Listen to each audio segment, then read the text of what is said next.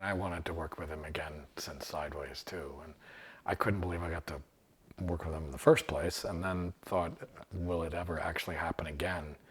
I didn't think it actually was possible, but we managed to do it. You know, we tried at other times, and it just never worked out. In this movie, a couple of times, it just, the planning of it never could work out, and you know, it needed to be winter and all that kind of stuff. So, but yeah, I mean, it's one of those things where I don't even feel like it's work or anything, or I don't even feel like, you know, it's just a joy to work with a friend who I just love. So it's amazing.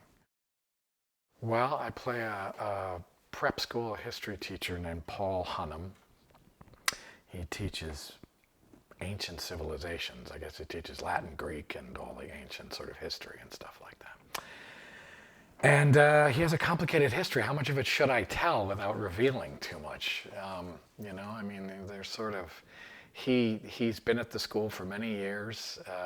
He was a scholarship boy from a long time, from the time he was 15. He's not particularly well liked by anybody at the school.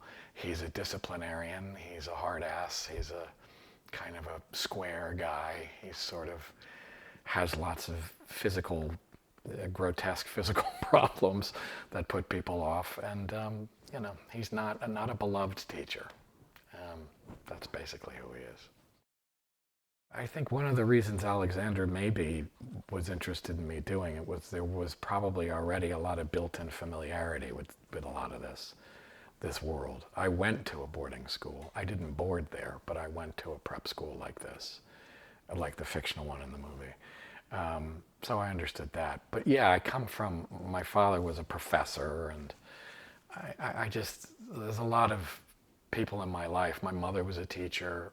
My grandparents were all teachers. Everybody in my family is teachers and academics. And so yeah, it's just a background I understand.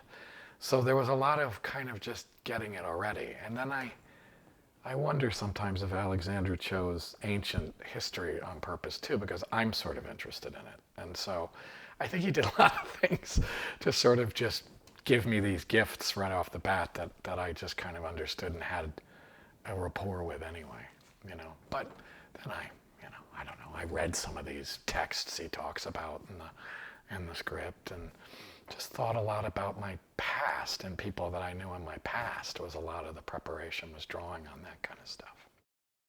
He has mastery of every aspect of the thing and pays attention, deep attention to every aspect of the thing. He's that kind of benevolent dictator. He's in control, but you're free to play around. Certainly for actors, he kind of knows how to talk to each actor the way they need to be talked to, the way they need to be supported. It sounds like an obvious thing, but most directors I've worked with don't actually, can't accomplish that. It's an enormously skillful way with people. And, you know, every actor is different, and he recognizes it and knows how to deal with every actor individually. And that's pretty remarkable. Dominic is amazing. I mean, it's been one of the most amazing parts of this is working with him. And from the beginning, when he was auditioning, I got to meet him and work with him a little bit. And, you know, he's not really done much before. I mean, he's done a couple of plays.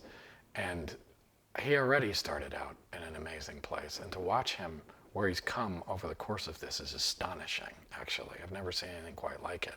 How much he's relaxed into it and taken kind of control of it in a wonderful way. And he's just an amazing person, too. I really like hanging out with him and being with him. He's great.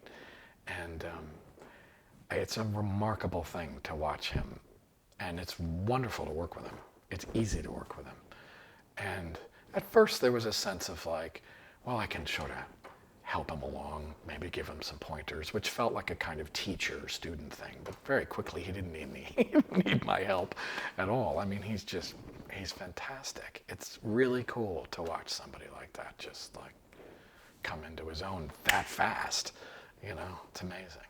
And he's very level-headed about it. It doesn't seem to be seems to get it. He seems to like just be having a good time too and learning. He's really smart. He's lovely. He's great. She's great. She's amazing. I was really looking forward because I'd seen her in some things, a couple of things. When he told me he was casting Divine, I was very excited. And she's she's been everything I hoped she would be and more. And she's a lot of fun and very creative and really fun and funny, but also making such a great character out of this woman. Really nuanced and layered, and she's just great. I mean, she's a powerhouse and an amazingly colorful talent. I mean, she's just amazing. It's just great. It's a lot of fun. Carrie Preston is one of these kind of, to my mind, she's like semi-legendary, if not fully legendary, New York actresses like that. She's just great.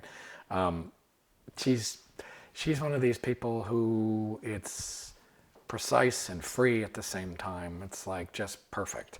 Every time, totally full and colorful and different and precise, and she's just great. And my kind of actor, and completely easy to act with, like not any question or problem, just like it's real and happening every single time. She's great. It's a movie about these three completely unlikely people forming a bond and finding common ground and common humanity. Three people you wouldn't think would sort of come together. And like I say, you know, it's a story about, it's a nice story, you know, about self-sacrifice and things like that. And I hope that it's funny and all those kinds of things. I hope it's got, you know, laughs and emotional stuff like that. And it's just a nice story, you know. So I hope it's just what his movies always do, which is just give you this real sense of lived humanity and stuff like that, that just feels comforting in some way.